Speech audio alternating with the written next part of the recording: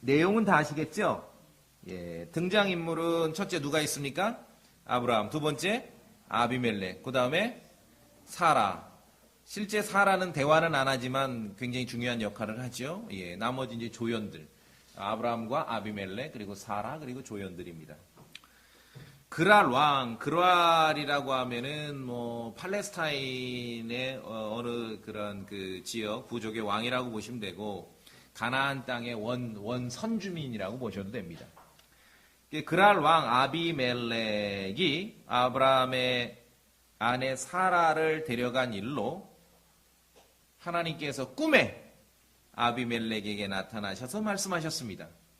우리가 지난주엔가 오후에 왜 꿈에 대해서 좀 말씀을 공부했죠. 그러니까 하나님께서 히브리서 1장에 있듯이 예전에는 하나님께서 사람들에게 말씀하실 때 참으로 다양한 방식으로 말씀하셨어요. 예전에는. 근데 여전히 다양한 방식으로 말씀하신다고 누가 얘기한다면 그게 이단이에요. 지금은 어떤 방식으로 말씀하셔요? 하나로 말씀하셔요. 성경 기록으로 말씀하시는 거예요. 예전에는 참으로 다양한 방식으로 하나님께서 사람들에게 말씀하셨습니다.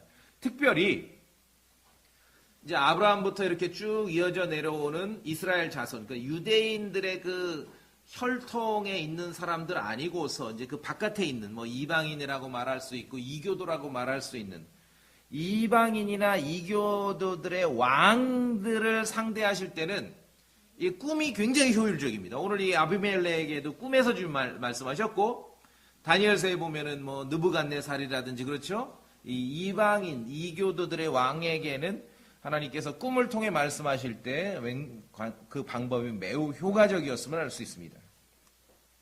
자, 오늘 이 창세기 20장에 이제 아비멜렉, 그레랄 아비멜렉에게 주님께서 밤에 꿈에서 그에게 말씀하셨는데 다양한 방식으로 말씀하실 때 꿈도 계시의 수단이었다. 꿈속에서 막 하나님을 만났는데 아비멜렉이 대화를 하죠. 막 토론도 합니다.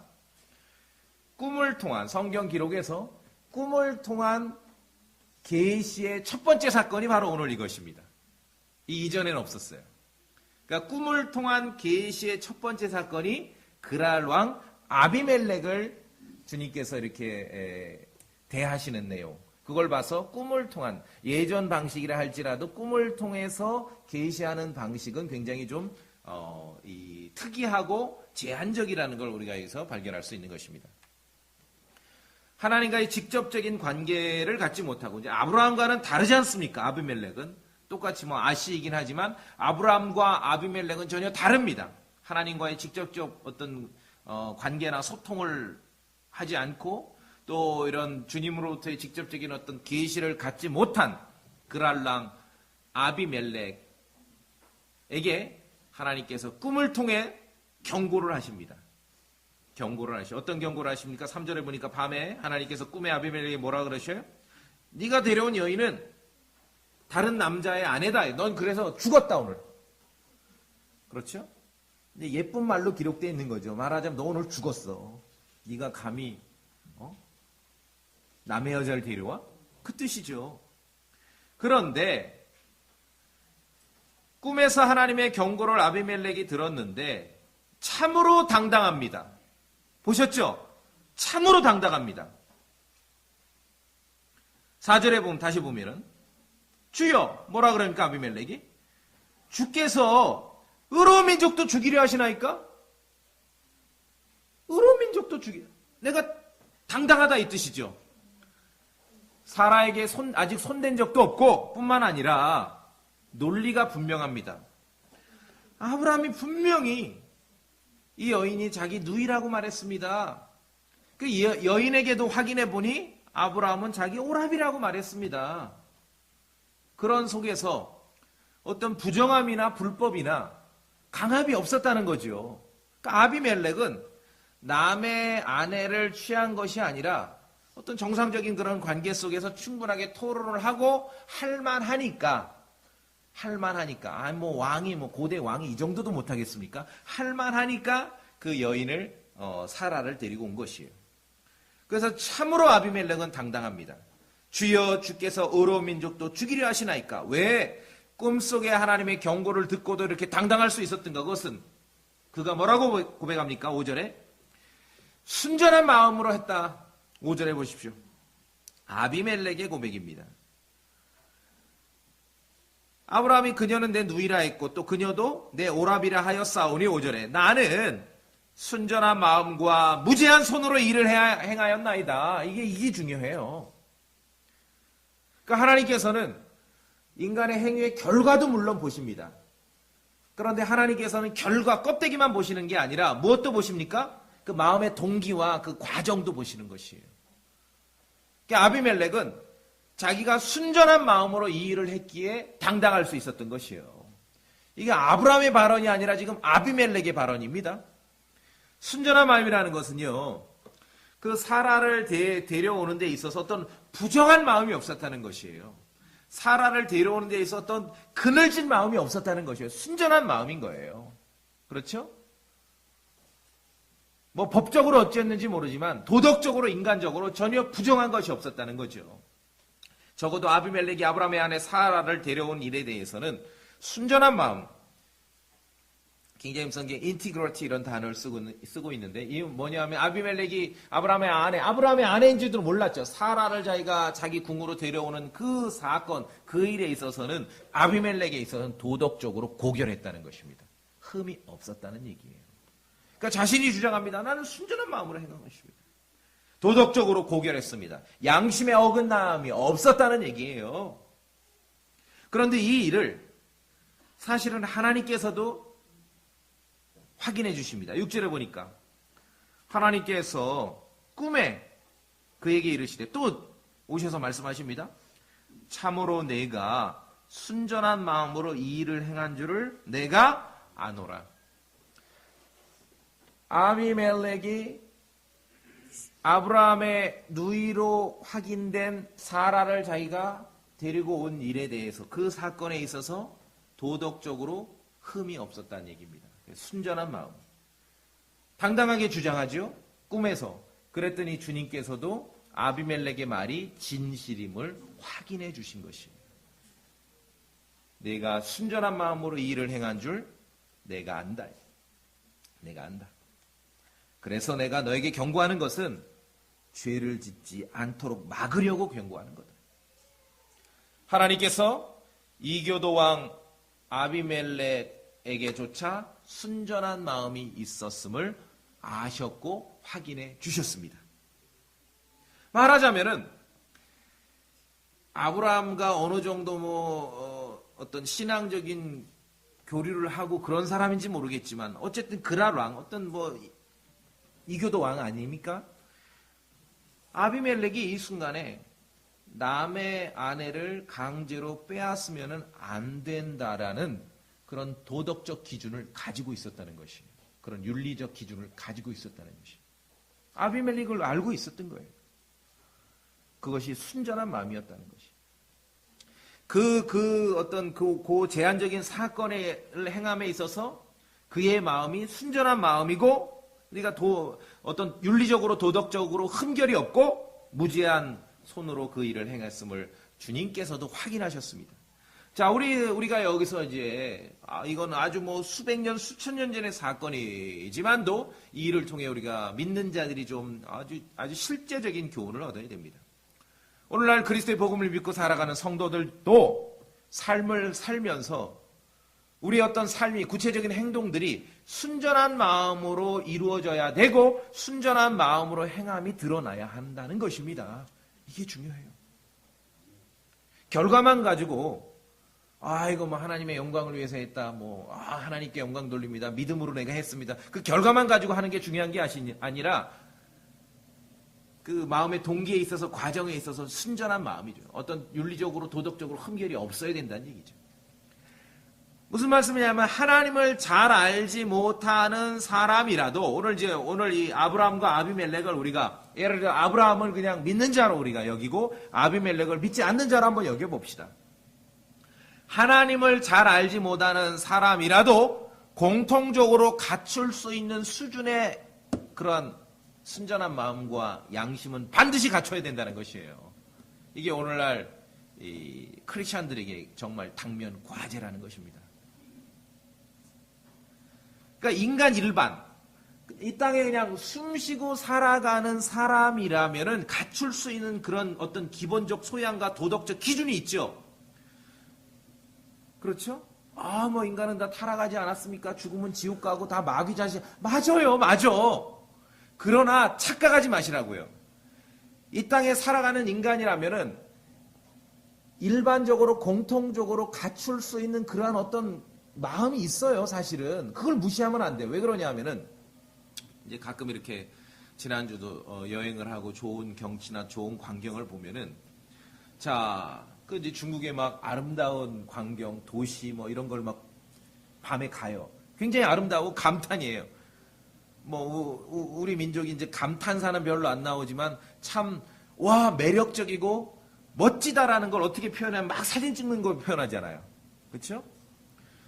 인간, 사람의 그냥 일반 사람도 아름다운 것은 아름다운 거예요. 이해되시죠?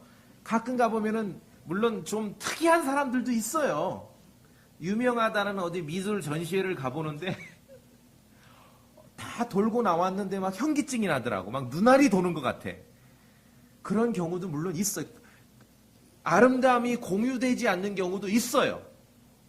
그분은 그게 아름답다고 해. 그러나 일반적으로 아름다운 건 다 아름답죠. 그렇죠? 음식을 먹을 때 짠 거는 다 짜잖아요. 그렇죠? 물론 특별히 아주 지독하게 짜게 먹어서 안 짜다는 사람도 있겠죠. 그러니까 인간 일반에 아름다운 건 다 아름다운 거예요. 제가 오늘 깊이 있는 어떤 영적 지식이나 영적 수준을 말씀드리는 것이 아니라 아브라함과 아비멜렉을 얘기했을 때 신앙적으로 교리적으로 하나님을 잘 알지 못하는 그냥 인간 일반, 이 땅에 숨쉬고 살아가는 인간 모든 사람과 공유될 수 있는 수준 정도의, 그거는 너무너무 기본적으로 그런 수준의 양심과 순전한 마음은 그리스도의 복음을 믿는 그리스도인들에게 너무나 당연하다. 너무나 필수적이라는 것이 필수적이다. 구약의 성전 건축을 완공한 솔로몬에게도 주님은 말씀하셨어요.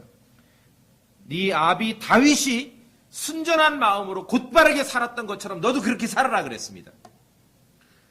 가난한 사람들에 대해서도 하나님은 순전한 마음으로 살기를 원하셔요. 잠언 19장에 보면 가난해도 순전한 가운데 걷는 자는 입술이 비뚤어지고 어리석은 자보다 낫다라고 말씀하고 있는 것입니다. 이게 왜 중요하냐면은 오직 우리는 믿음으로 살아야 됩니다. 믿음을 강조하면서 인간 일반들이 가지고 갖춰야 될 어떤 그러한 공통된 양심과 순전한 마음을 때로는 무시하거나 이렇게 얕잡아 보는 경우들이 있다는 것이죠. 그러면 안 되는 거죠. 오늘 이 아브라함과 아비멜렉의 사건을 통해서 우리는 오늘 아비멜렉을 통해 배울 것입니다. 그리고 아브라함을 통해도 배울 것인데 특이하게 오늘 본문에서는 아브라함을 통해서 안 배워도 될 것을 배우게 될 것입니다. 거꾸로예요. 믿음의 조상이라고 다 좋은 것만 있는 게 아닙니다. 자, 사람들은 이제 이런 궁금증을 가져요. 가끔 질문해요. 복음도 없고요. 성경도 없고요. 십계명도 알지 못했던 사람들은 어떻게 됐을까요? 하나님께서 그들을 평가하실 때 어떻게 평가합니까? 오늘 이 창세기 20장 아비멜렉의 사건을 통해서 그 답을 볼 수 있는 것입니다. 하나님께서는 아비멜렉을 보실 때 사라를 아비멜렉이 취하는 그 일에 대해서 그 마음이 순전한 마음이었음을 하나님께서 확인해 주신 것이에요. 이게 중요해요. 마음을 보시는 거예요, 마음을. 누가 봐서는 결과적으로 저 사람 지금 아브라함의 아내를 데려가 버렸네. 그러나 아비멜렉 입장에서는 그는 순전한 양심으로, 양심의 도덕적 어떤 오류가 없이, 도덕적 흠이 없이 그 일을 추진했던 것이에요. 자기에게 있던 정보를 다 활용을 해서. 자, 신약으로 가서 로마서 2장을 한번 보시겠습니다. 로마서 2장.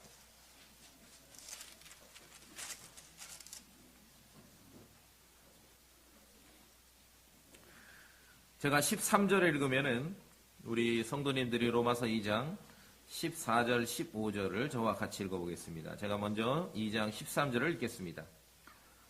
로마서 2장 13절입니다. 이는 율법을 듣는 자들이 하나님 앞에서 의롭지 아니하고 오직 율법을 행하는 자들이 의롭게 될 것이기 때문이라. 같이 읽습니다. 율법을 소유하지 않은 이방인들이 본성을 통해 율법 안에 들어있는 것들을 행할 때 이런 사람들은 율법을 소유하지 않아도 자기에게 율법이 되나니 이런 사람들은 또한 자기 양심이 증언하며 자기 생각들이 서로 고소하고 변명하는 가운데 자기 마음속에 기록된 율법의 행위를 보이느니라. 그렇죠? 복음도 없고 성경도 없고 십계명도 없던 사람들은 어떻게 되었는가? 하나님께서 그들을 어떻게 평가하실까? 아비멜렉의 사건을 통해 오늘 또 로마서 2장을 통해 우리가 그 답을 얻을 수 있는 것입니다. 물론 인간은 죄 가운데 타락했습니다. 그리스도의 복음의 관점에서 보자면은 그래서 모두가 다 멸망할 수밖에 없죠. 그건 결론입니다. 근데 그 하나만 알고 우기면은 큰일 나는 거예요. 이 땅에 숨을 쉬고 살아가는 동안에 이방인이라 할지라도 그 본성에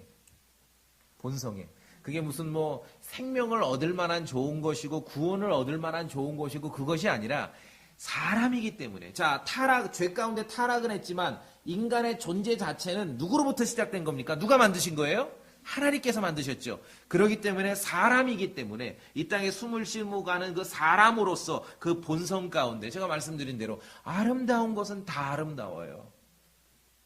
그렇죠? 성도 집에 가나 성도가 아닌 사람 집에 가나 이렇게 어디 가서 뭐 등산을 가거나 좋은데 뭐 관광 가가지고 찍어놓은 사진 보면은 다 아름다운 거예요. 꽃을 찍어놨는데 꽃이 활짝 피고 예쁜 걸 찍어놓지 꽃대가 다 꺾어진 거 찍어놓은 사람 없죠. 그러니까 타락하고 죄 가운데 있지만 아름다운 건 다 아름다운 것이에요. 이것이 로마서 2장에서 가르치는 지금 이방인들이 본성을 통해 때로 율법 안에 있는 일들을 행한다는 것이죠. 죄 가운데 죽었습니다, 물론. 멸망을 향해 가요. 그것은 어떤 인생의 본질에 대한 결론이고, 요 짧은 한 장면 한 장면을 나눠서 보자면은 조금 다른 이야기를 우리가 할 수 있다는 겁니다. 이해되시죠? 이 부분에 대해서? 예. 이걸 무시하면 안 된다는 거예요. 그 15절에서 양심이 증언하는 것이에요. 서로 고소하고 자기 생각이 변명해요.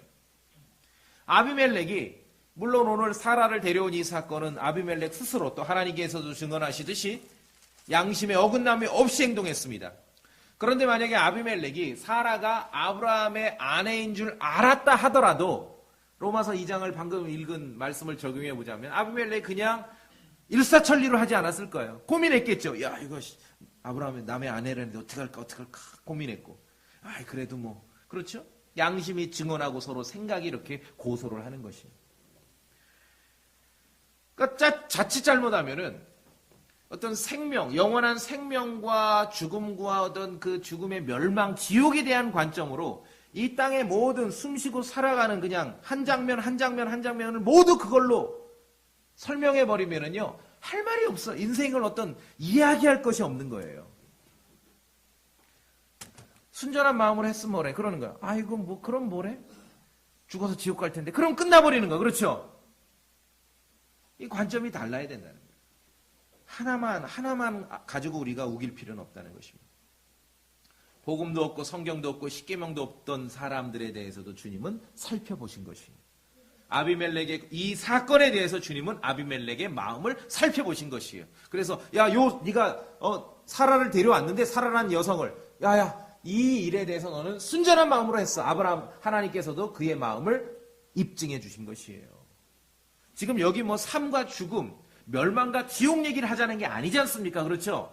그럼 제가 말씀드린 거는 그리스도의 복음을 믿는 크리스천들, 영원한 생명을 얻었고 하나님의 자녀이고 파라다이스가 보장되어 있는 성도들도 한 장면 한 장면 인생을 살아갈 때 그 결론을 얻은 걸 가지고 다 덮어버리지 말고 아비멜렉처럼 하루하루 한 걸음 한 걸음 한 장면 한 장면 한 사건 한 사건은 순전한 양심으로 정말 양심의 흠결이 없이 그렇게 살아가야 된다는 것입니다. 이것이 오늘 이 아비멜렉 사건을 통해 우리에게 보여주는 것이에요. 믿음을 말하면서 믿음을 말하기에 앞서 제가 말씀드리는 이 땅을 살아 숨쉬는 그냥 인간으로서 모든 사람 일반으로서 당연히 순전한 마음을 가져야 돼요. 자기가 경험하고 갖춰가지고 있는 그 양심의 어긋남이 없이 판단하고 행동해야 된다는 것이 오늘 아비멜렉은 그렇게 했습니다. 믿음과 영적인 것들을 강조하면서 믿음과 영적인 면들을 강조하면서도요, 아비멜렉조차 갖추었던 순전한 마음, 특정 어떤 행동에 대해서, 어떤 장면, 하루하루의 사건에 대해서는 선한 양심 없이 정말 말씀에 있는 대로 더러워진 양심 내지는 무감각해진 양심, 그러한 양심으로 행동할 수도 있다는 것이에요. 그런 위험에 우리가 처해질 수도 있는 것입니다. 믿음과 영적인 것들만 강조하면서 아비멜렉조차 갖추었던 그런 순전한 마음, 선한 양심을 갖추지 못한다면은 결과는 어떻게 될까? 뻔해 뻔짜죠. 부도덕하고 아주 형편없는 크리스찬이 되거나, 그렇죠? 부도덕하고 아주 형편없는 손가락질 받는 크리스찬들도 그가 그리스도의 복음을 믿으면은 생명을 얻은 거는 너무나 당연한 겁니다. 그건 결론이죠. 생명을 얻었다는 것 자체가 하루하루 한 장면 한 장면까지 다 해결하는 건 아니에요. 생명을 얻었지만 하루하루 한 사건 한 사건은 하나님 앞에 정말 우리가 선한 양심과 순전한 마음으로 아비멜렉 같은 그런 태도로 살아가야 하는 것입니다. 그렇지 않으면은 믿음과 영적인 것을 강조하지만 부도덕하고 아주 손가락질 받는 형편없는 크리스천이 되어버리는 거예요. 아니면은 정말 그리스도의 복음에 믿음도 없으면 이단이 되는 거예요. 이단. 그렇죠? 한국에는요, 제가 이제 제 기준으로 나누는데 이단은 두 종류예요. 물 건너온 이단이 있는데, 물 건너온 이단은 대부분 교리적 이단입니다. 아시는 그런 이단들 있죠. 여호와 증인이라든지 또 뭐 있어요. 몰몬이라든지. 물 건너온 이단은 대부분 교리적인 이단이에요. 교리적인 이단이라 말씀드리는 거는 참 예수 그리스도 안에 영원한 생명만 빼놓고 참 선한 양심과 순전한 마음으로 살아가, 그 사람들이. 그런데 저는 한국에 있는 이단 중에 물 건너온 이단, 교리적 이단 말고 이 토종 이단이 많아요. 토종 이단 아시죠? 아이, 토종 이단 또 가담했던 분들 있잖아요. 토종 이단들은요, 교리적 이단 앤드 플러스 선한 양심과 아비멜렉에서 보는 듯한 순전한 마음이 없어요. 그럼 그렇게 밖에 내놓고 살아가면은 자기는 진리를 외친다, 믿으라 외치지만 사람들이 볼 땐 뭐라고 평가하는지 아세요? 밖에 있는 사람들이 어떻게 교리와 어떤 진리를 어떻게 알겠습니까? 우리의 어떤 믿음에 깊이 있는 것도 이해를 못 하는데, 그렇죠? 그러면은 토종 이단들이 교리적 이단 플러스 양심도 없고 아주 이런 이교도 왕이었던 아비멜렉에게서 볼 수 있었던 어떤 일을 함에 있어서 선한 순전한 마음이 없이 살아가는 그 사람들, 나가면서 믿으라 외치라 전도하죠. 사람들이 뭐라고 평가하냐면, 제가 가만히 관측해 봤을 때 제 언어로 말하면은 세상에서 그런 사람들 평가할 때 한마디입니다. 못 배워서 그래. 이해되시죠? 이게 대학을 못 나왔고 박사가 아니라 그냥 못 배웠다는 거예요.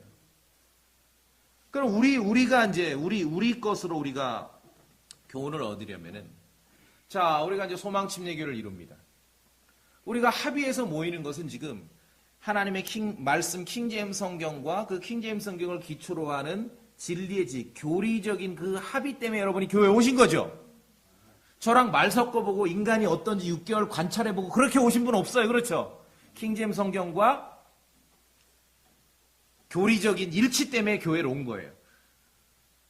그 다음에 이제 우리가 모여서 뭉쳐가지고 교회 생활을 하는데, 주로 우리가 교회 생활 통해 우리가 물론 이제 교리를 더 배워가고 하나님의 말씀을 더 열심히 연구해가고 하는데, 교회 생활을 통해 주로 하는 일이 뭐냐면은 예전에 바깥 사람들로부터 평가받으니까 아이고 못 배워서 그래. 그거를 배워가는 거예요. 그렇죠? 그게 신앙생활이에요. 무슨 말씀인지 이해되십니까? 그러니까 못 배워서 그래라고 지적받던 것들을 배워서 그래라고 그런 사람으로 이렇게 경험해가고 바꿔가는 게 교회 생활을 하는 것이에요. 그렇기 때문에 어찌 보면은, 자, 말씀드렸죠. 여러분이 초대에 의해서건 자의에 의해서건 교회를 이렇게 선택하고 참여를 하실 때는 킹제임스 성경과 킹제임스 성경을 기초로 한 진리의 지식, 교리 때문에 선택하신 거예요. 제 인생을 3개월, 6개월을 관측해보고 여기 오신 분 아무도 없어요. 그렇죠? 그렇다면 우리의 신앙생활은, 이제 우리끼리 얘기입니다. 우리의 교회생활, 신앙생활은 합의된 것을 기초로 해서 우리가 좀 선한 양심이 없고 때로는 아비멜렉처럼 순전한 마음이 없이 처신하고 살아갈 때 그대로 바깥에 내놓으면은 아이고 여기 저 사람 못 배워서 그래 그럴 만한 소리를 들은 것들을 여기서 배워가는 거 아닙니까? 이해되시죠? 무슨 말씀이면 그래서 교회 생활은 그거를 자꾸 얘기하는 거 아니에요. 그거 지적하는 거. 그거 고치려고 온 거예요 우리. 그죠?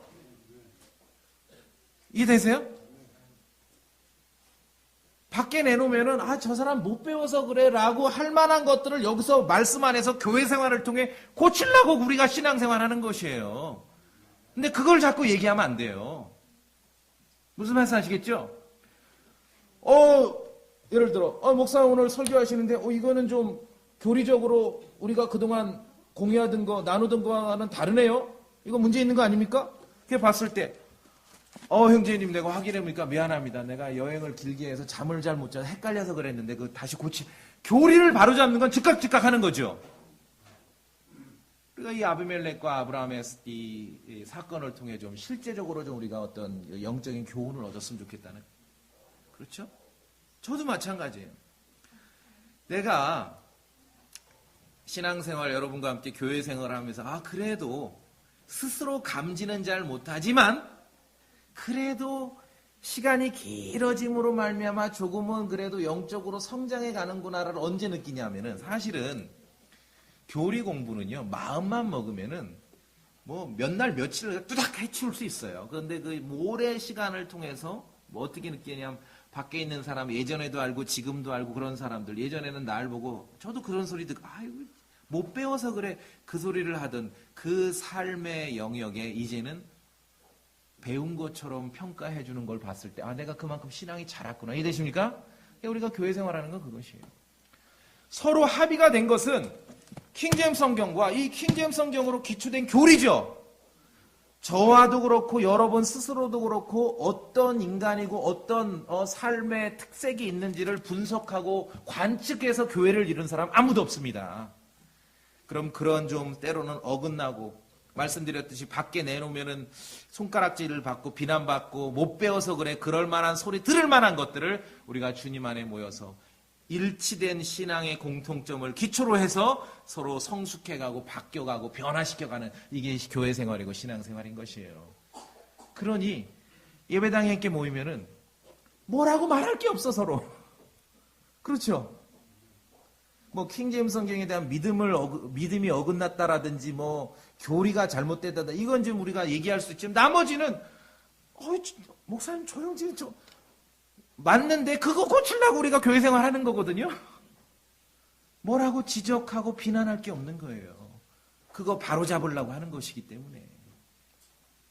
그래서 이 말씀드렸듯이 정말 오늘은 이 아비멜렉과 아브라함이 주인공인데 저는 오늘은 아비멜렉을 통해 많은 것들을 배울 거라고 말씀드렸어요. 이 어떤 토종 이단들처럼 교리적인 이단 플러스 저 사람들 못 배워서 그래 그런 소리 듣지 않는 우리의 정말 성숙한 고상한 신앙생활을 이뤄가야 되는 것입니다. 그러기 위해서는 아비멜렉처럼 하루하루 한 사건 한 일 할 때 우리의 마음이 순전한 양심에 정말 어떤 오류가 없는 그런 삶의 태도를 갖춰야 된다는 것입니다. 아비멜렉의 순전한 마음이 있었습니다. 양심에 흠결이 없었습니다. 양심이 고결했습니다. 그 사건. 그러니까 아비멜렉이라는 사람의 인생이 다 그랬다는 게 아니라 그 사건에 있어서는 사라라는 여인을 데려온 사건에 있어서는 아비멜렉의 양심이 고결했다는 겁니다. 하나님께서도 증언해 주시는 거예요. 아비멜렉에 있었던 순전한 마음이 있었음을 하나님께서 아셨고 꿈에 나타나서 경고하심으로 그가 더 이상 죄를 짓는 것을 막아주신 것입니다. 나중에 욥기에 보면 욥에게도 이런 마음이 있었습니다. 그에게 순전한 마음이 있었음을 하나님께서 아셨고 또한 욥의 신앙에 공감이 있지 않았던 그의 아내조차도 어쨌든 욥이 순전한 마음으로 살아간 것을 알았다는 거예요. 욥기 한번 볼까요? 욥기 2장.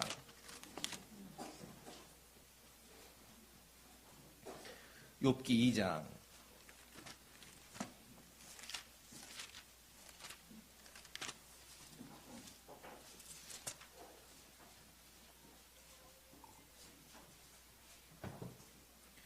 (3절을) 제가 봅니다.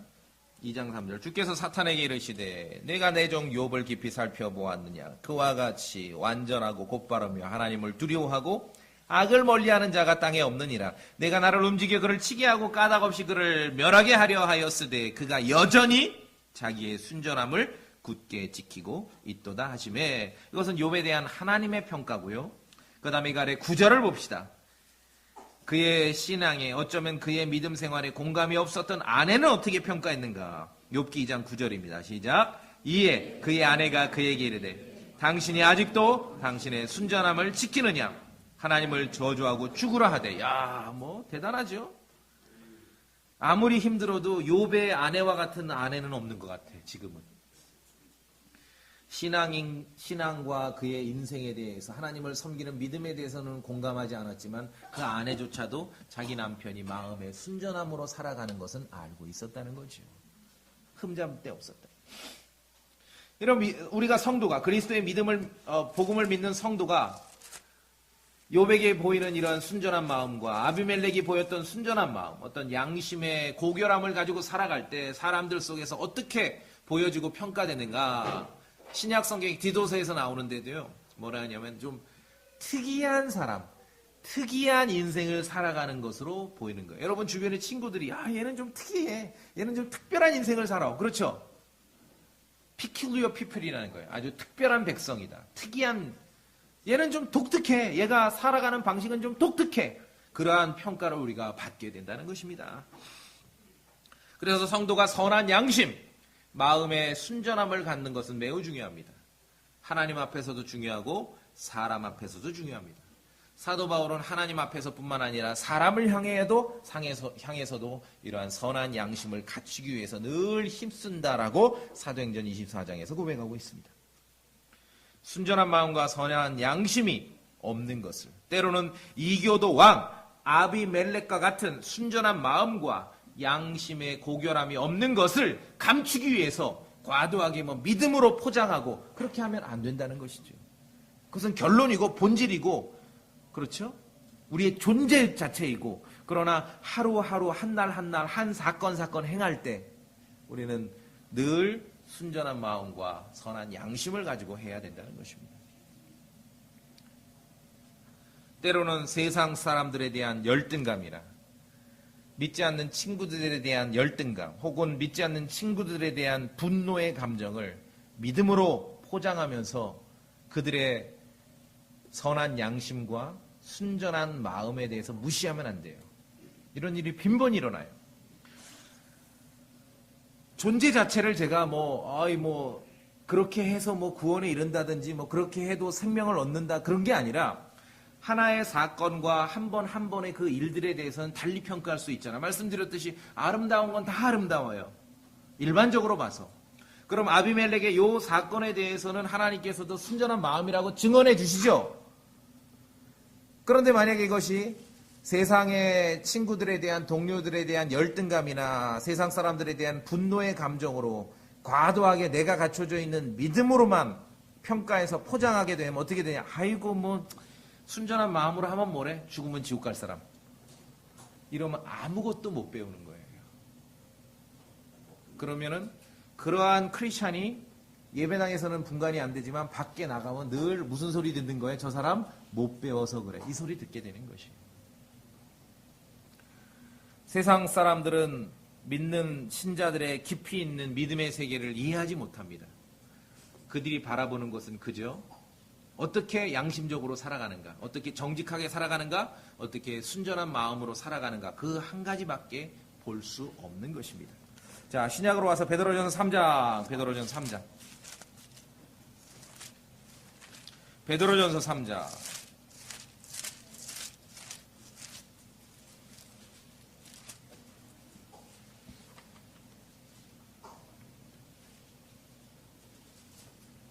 베드로전서 3장. 저랑 같이 16절만 읽어보겠습니다. 16절. 16절 시작. 선한 양심을 가지라. 이것은 그들이 너희를 가리켜 악을 행하는 자라고 비방하다가도 그리스도 안에 있는 너희의 선한 행실을 거짓으로 비난하는 자들이 부끄러움을 당하게 하려 함이라. 그렇죠? 예. 믿음은 아브라함의 믿음을 갖춰야 되고 매일매일의 삶과 만나는 사건에 있어서는 아비멜렉의 순전한 마음을 갖춰야 되는 것이에요. 어느 하나도 포기해서는 안 된다는 것입니다. 여러분 동의되십니까? 예. 아브라함의 믿음만 하는데 그렇게 되면은 비난받고 손가락질 받고 그렇죠? 저 사람 못 배워서 그래. 그런 소리 듣는 크리스천들만 가득 차는 것이에요. 다시요. 믿음은 아브라함의 믿음을 가지셔야 되고 매일매일의 삶과 일상의 사건에서는 아비멜렉의 순전한 마음으로 살아가셔야 되는 것입니다. 어느 하나도 포기해서는 안 되는 것이죠. 아브라함은 오늘 창세기 20장 사건을 통해서 제가 아비멜렉에게서 먼저 중요한 걸 배우고 아브라함에게서도 배운다 그랬는데 오늘 아브라함에게서 배울 것은 안 배워도 될 것을 몇 가지 배울 것이에요. 특이하죠? 예. 오늘 아브라함은 창세기 20장 사건을 통해서 믿음 없는, 좀 전에 믿음을 배우라 그랬는데 아니요, 요 사건은 믿음 없는 정말 성도답지 않은 그러한 모습을 몇 가지를 보여줍니다. 아비멜렉이 묻습니다. 하나님의 경고를 꿈에서 받고서 잠에서 깨서 묻습니다. 10절에 아비멜렉이 또 아브라함에게 이르되 내가 무엇을 보았기에 이 일을 하였느냐? 야, 네가 지금 우리나라에 와가지고 잠시 머물고자 왔는데 이제 그랄 땅에 왔을 거 아닙니까? 그럼 이제 이렇게 일가를 데리고 그랄 땅에 왔으면 딱 아브라함이 이제 서치를 했을 거 아니에요? 어떤 땅인지를. 그러니까 내용을 다 알고 아비멜렉이 이제 아브라함에게 따지는 거죠. 당신이 도대체 뭘 봤길래 우리 땅에서 왜 이렇게 나를 애먹이냐? 왜 나를 죽을 뻔하게 만드냐? 그랬더니 아브라함이 뭐라고 답변하냐면 11절 잘 보세요. 아브라함이 이르되 그 까닭은 나름대로 논리가 있습니다. 분명히 이곳에는 하나님을 두려워함이 없으므로 내 아내로 인해 그들이 나를 죽일 줄로 내가 생각하였기 때문이라. 아비멜렉이 당신이 도대체 우리 땅에서 뭘 봤길래 이렇게 행동했습니까? 라고 물으니 11절에 그 까닭은 분명히 이곳에는 하나님을 두려워함이 없으므로 내 아내로 인해 그들이 나를 죽일 줄로 내가 생각하였기 때문이라. 이렇게 답변했습니다. 자, 11절을 읽었는데 아브라함의 답변, 사라를 자기 아내라고 솔직하게 말하지 않고 그냥 누이라고만 말했던 아브라함의 이유, 아브라함의 답변에 그 이유가 11절인데 11절을 읽었는데 여러분 좀 눈에 들어오는 뭔가 눈에 띄는 단어나 표현이 있습니까? 11절에 뭐가 있습니까?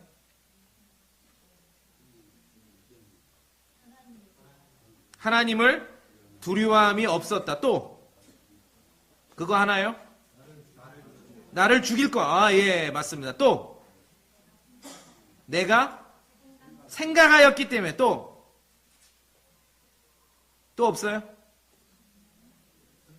분명히 네 가지 나왔어요. 분명히 내가 생각하였다. 하나님을 두려움이 없다. 나를 죽일 것 같았다. 네 가지 나왔죠.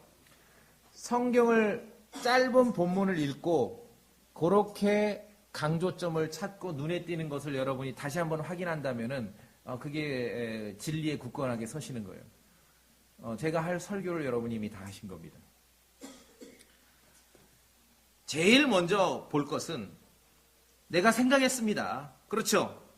그럴 거라고 내가 생각했습니다. Because I thought. 내가 그렇게 생각했어. 내가 그렇게 생각했어. 이 말 속에는 확실한 진실이에요? 아브라함의 생각이 더 커요? 중요합니다. 아비멜렉이 묻자 아브라함이 이렇게 답변을 했는데 내가 그렇게 생각했기 때문에 그렇게 했습니다. 확실한 진실이기라기보다는 관측과 관찰을 해서 사실을 분석한 확실한 진실이기보다는 사라를 자기의 아내라고 말하지 않고 누이라고만 말함으로써 반쯤만 진실을 말할 수밖에 없는 상황은 진실에 입각한 판단이 아니라 자기 아브라함이 생각한 게 더 큰 거예요. 내가 생각했기 때문이라. Because I thought. 내가 생각했습니다. 생각과 상상이 지나친 거예요. 지나치게 생각한 것입니다. 그래서 우리가 알 것은요.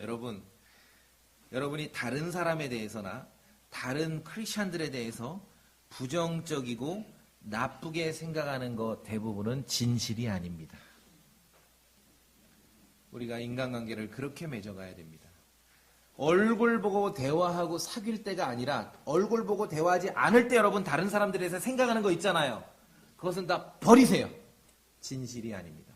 까딱하면 아브라함과 같은 그런 생각의 오류에 빠지게 되는 것입니다. 어떤 생각을 했냐면 내가 딱 서치를 해보니 이 땅에 그랄 땅에 말씀하셨듯이 하나님을 두려워함이 없는 것 같다. 그래서 야, 내 아내가 예쁜데 이것도 잡아다 가로채 가고 나 죽이는 거 아닌가. 이유가 하나님을 두려워한 것이 없다. 그렇죠? 오류. 꿈에 주님으로부터 그랄 왕 아비멜렉이 경고를 받았습니다. 자, 다시 성경을 봅니다. 8절에 그러므로 아비멜렉이 아침에 일찍 일어나 자기의 모든 종을 불러 그들의 귀에 이 모든 일을 말하매 그 사람들이 그랄의 모든 종들이죠. 어떻게 됐습니까? 그 사람들이 심히 두려워하더라.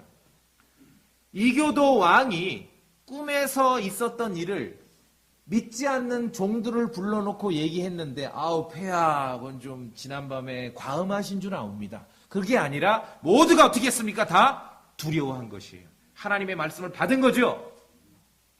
이 땅에 하나님에 대한 두려움이 있었습니까? 없었습니까? 있었어요. 그럼 아브라함이 생각한 거 오류죠. 다른 사람에 대해서 얼굴 보고 대화하고 교제하는 게 아니라 얼굴 보고 대화하지 않는 시간에 다른 사람에 대해서 여러분이 깊이 생각하고 부정적으로 판단하고 나쁘게 생각하는 이건 다 버려야 됩니다. 쓰레기통에 버리십시오. 아브라함과 비슷한 오류에 빠질 수 있는 것이. 대부분 한국 사람들의 인간관계의 어긋남은 얼굴 보고 있을 때가 아니라 얼굴 안 보고 혼자 생각할 때 벌어져요. 그렇죠? 주의하십시오.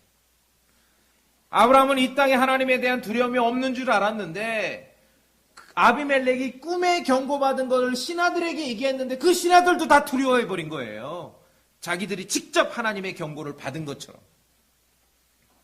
또한 두려움이 없어서 자기가 죽을 줄 그렇게 겁내서 그렇게 반쯤만 진실을 말했는데 아비멜렉에게는 아브라함이 이렇게 예측했던 하나님에 대한 두려움은 물론이려니와 그 어떤 일을 행하고 사건을 행함에 있어서 순전한 양심과 그렇죠? 순전한 마음과 양심에 맞는 삶, 도덕적으로 어긋남이 없는 삶을 살았죠. 아비멜렉이. 그걸 발견을 못한 것이에요. 아비멜렉은 요 사건에 있어서는 아브라함과 한 수 위인 거예요. 왜 그랬을까? 왜 그러냐면요. 예전에 아브라함이 이집트에 갔을 때도 두려워가지고 사라를 자기 부인이 아니라 누이라 했다 또 파라오에게도 한 번 된통 혼난 적이 있었죠. 근데 어쨌든 목숨을 건졌고 재산까지 얻어 나왔거든요. 어쩌면 아브라함은 과거에 자기가 처신했던 행동의 결과가 좋았기 때문에 그 방법을 오늘 또 쓴 것이에요. 그러니 사리분별을 제대로 못하는 것이죠. 이해되십니까? 예, 이게 중요해요. 꿈에서 주께서 경고하실 때 주여 주께서 의로운 민족도 죽이려 하시나이까 이 언어 4절에 기록된 이 언어적 표현은요 아브라함과 그리 다르지 않습니다. 왜 그러냐면 자, 한 장 넘기셔서 18절 보세요. 18장 소돔과 고모라를 멸하시기 위해서 천사가 나오고 주님께서 나오셨을 때 아브라함이 뭐라 그러냐 하면은 18장에 23절에 아브라함이 가까이 가서 아뢰되 주께서 의로운 자들을 사악한 자들과 함께 멸하려 하시나이까. 비슷하지요? 비슷한 언어예요. 비슷한. 비슷한 신앙의 언어예요. 아비멜렉에게 그것이 있는 것을 아브라함이 미처 발견을 못한 것이죠. 하나님에 대한 두려움이 없어 자기 목숨이 위태로울 것을 알았기 때문에 이런 일을 벌였다고 했어요. 자기가 그렇게 생각했다 했는데 이런 모든 것들이 진실이 아니었습니다. 그 땅에는 하나님에 대한 두려움이 있었습니다. 그리고 아비멜렉의 언어는 아브라함의 언어와 별로 다르지 않습니다. 그렇죠? 하나만 보고 다 판단하고 버린 거예요. 그러니까 들어오는데 하필 그랄 땅 입구에서 아주 부도덕하고 포악스럽고 우상숭배하는 그 가족을 만났을 수 있겠죠. 그럼 아브라함이 뭡니까? 그 가족 만남을 가지고 그랄 땅을 전체를 다 판단해버린 거예요. 우리도 그럴 때가 많이 있죠. 지난주에 이제 같이 형제님들하고 여행을 하는데 북쪽 하얼빈부터 쭉 내려와서 이제 상하이까지, 국제도시 상하이까지 왔어요. 이것이 굉장한 경험인 거예요. 왜냐하면 한국 사람 대부분은 연변 갔다 온 걸로 중국을 묘사해요. 내가 가보니까, 안 가봤지? 내가 가보니까 이래. 그렇죠. 어떤 사람들은 또 상하이 갔다 온 것만으로도 중국을 묘사해. 내가 가봤는데, 안 가봤잖아. 내가 가봤더니 이래. 그러니까 자기가 본 것만으로 얘기해. 자기가 봤기 때문에 절대 그 주장을 굽히질 않아. 고집스럽게 주장을 해. 오류죠. 그렇죠? 오류입니다. 하나 안 걸어 우기면 오류예요. 그것이 사실이라 할지라도 오류예요. 전체를 본 것이 아니기 때문에. 오늘 아브라함은 그런 잘못에 빠진 것이에요. 신앙생활하고 교회생활 하는데요. 어떤 분들은, 현대 어떤 기독교인들은 꼭 삼국지에 나오는 책사들처럼 교회생활 하는 사람들이 있어요. 그냥 순전한 마음으로 하세요. 단순하게.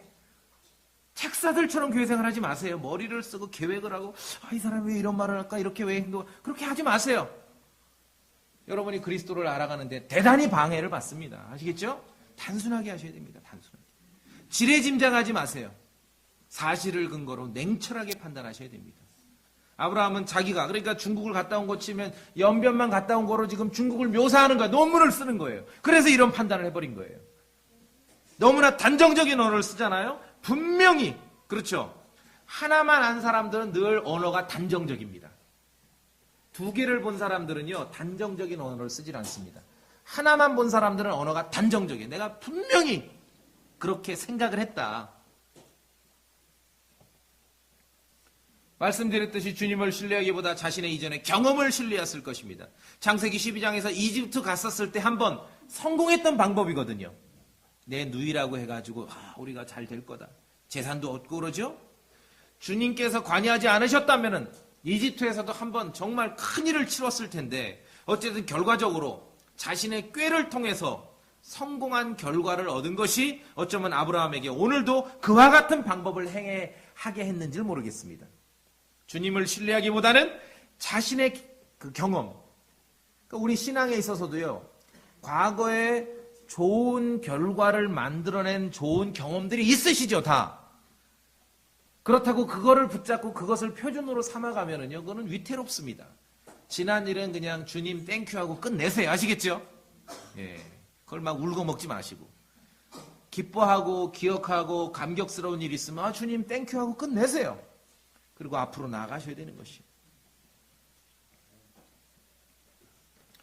한 가지만 더 말씀드리면 본성적으로 우리도 그렇고 인간은 본성적으로 불리하면 남의 탓합니다. 그렇죠? 남의 탓 우리 잘하잖아요. 저는 불리하면 남의 탓하는 건 저는 아주 잘해요. 대마왕이야. 여러분도 안 그래요? 믿음 좋은 사람도 불리하면 남의 탓해요. 믿음 좋은 사람이 불리하면 남의 탓은 더 크게 해요. 믿음 좋은 사람이 불리해서 남의 탓하는데 대개 누구 탓을 하면 주님 탓을 해요. 오늘 아브라함이 그렇습니다. 13절 보세요. 20장 13절.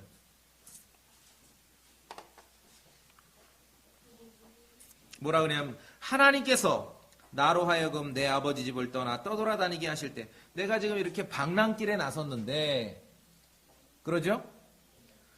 창세기 12장부터 보면은 하나님과 함께하는 얼마나 정말 행복하고 즐겁고 아름다운 여정이었습니까?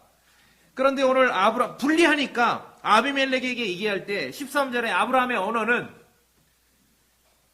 핑계대는 거예요. 하나님께서 나를 이렇게 아주 애먹이신다. 그러면서 어떤 표현을 쓰고 있습니까? 하나님께서 나로 하여금 내 아버지 집을 떠나 어떤 단어를 씁니까? 떠돌아다니게. 아브라함이 지금 떠돌아다니고 있나요? 하나님과 함께해서 믿음의 여정을 살고 있는 거 아닙니까? 근데 아비멜렉 사건하고 아비멜렉 만나고 자기가 분리하니까 단어가 바뀌는 거예요. 뭐라고 해요? 떠돌아다니고 있다. 핑계대는 것이. 우리도 분리하면 남의 탓을 하고 분리하면 더 크게 남의 탓을 합니다. 성도들은. 심지어 아브라함은 오늘 아비멜렉 앞에서 하나님 탓을 한 것이에요. 아담도 처음에 그랬습니다. 우리는 내용과 메시지 전달도 중요하지만 성도들은요, 메시지와 내용을 전달할 때 어떤 단어들을 사용해서 메시지와 그 내용을 전달하는지도 매우 중요합니다. 오늘 아브라함의 요 사건에 있어서 아브라함의 그 믿음의 실상을 우리가 엿볼 수 있는 것은 하나님을 들먹거리면서 내가 지금 떠돌아다니고 있다라고 말할 때 아하, 굉장히 분리하는 걸 본인도 아는구나 지금. 창세기 아담도 그랬어요. 똑같아. 아시네 아브라함. 분리하면 남의 탓해. 주님 탓을 해. 아담에게 주님이 야 네가 이거 왜 먹었어? 그랬더니 아담이 뭐래요? 당신이 하나님이 나와 함께 있으라고 주신 이 여자가 그냥 이 여자가 좋습니다. 그렇게 안 하고 이 여자를 묘사할 때 뭐라 그래요? 하나님이 나에게. 그러니까 누구 탓을 하는 거야? 하나님 탓을 해요. 오늘 아브라함도 그렇죠? 내가 지금 떠돌아다니고 있는데 단어도 안 좋아. 떠돌아다닌다는 거예요. 창세기 12장부터 아브라함의 여정은 믿음의 여정이었습니다. 주님과 함께하는 삶이었습니다. 그런데 오늘 아비멜렉 앞에서는 떠돌아다닌다 그래요. 단어가 바뀔 때 사람의 생각과 마음이 바뀌는 거예요. 그것을 책에다 기록하면은 NIV가 되는 것이에요. 우리는 분리하면 남의 탓하는데 그렇게 하면 안 되겠죠? 예. 그래서 언제든지 사람을 두려워하면은 올무에 걸리게 되는 것입니다. 사람을 두려워하면은 진실을 제대로 파악하지 못하게 되는 것입니다. 우리가 주의를 해야 되는 것이에요.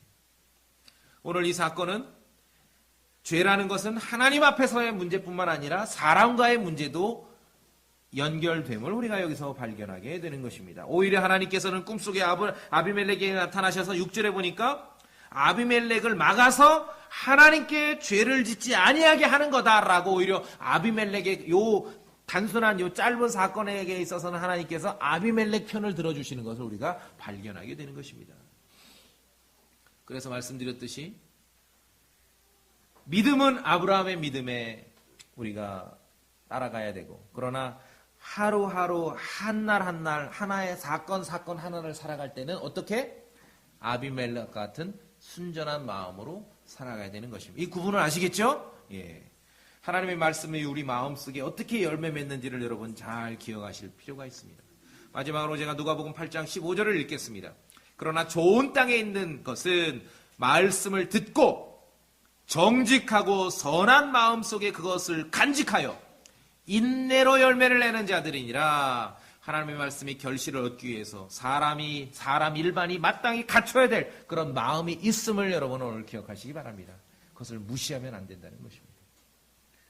인생의 삶과 죽음의 믿음의 문제에 있어서는 아브라함의 믿음을 따라야 되고, 한 토막 한 토막 한 사건 하루하루 살아갈 때는 아비멜렉과 같은 순전한 마음으로 살아가는 성도 되시기 바랍니다. 다 같이 기도하겠습니다.